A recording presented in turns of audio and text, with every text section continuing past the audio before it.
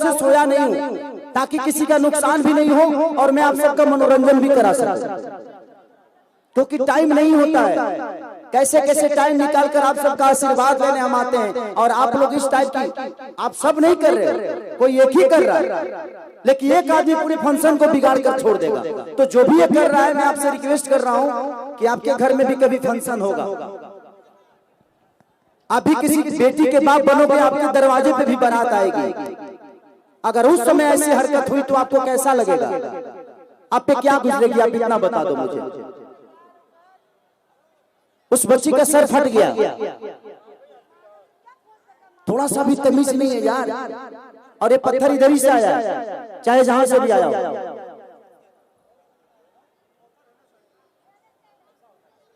क्या कोई गाएगा?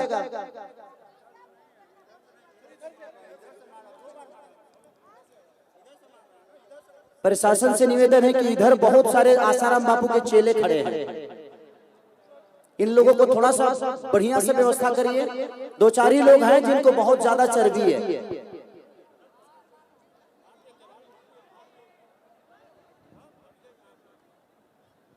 क्या तरीका है यार, ये तो आप लोग मजाक बना रहे। ऐसे आप लोग करोगे ना तो सच कह रहा हूं मैं कि कोई भी आर्टिस्ट, कोई भी कलाकार कहीं कार्यक्रम करने अब नहीं जाएगा।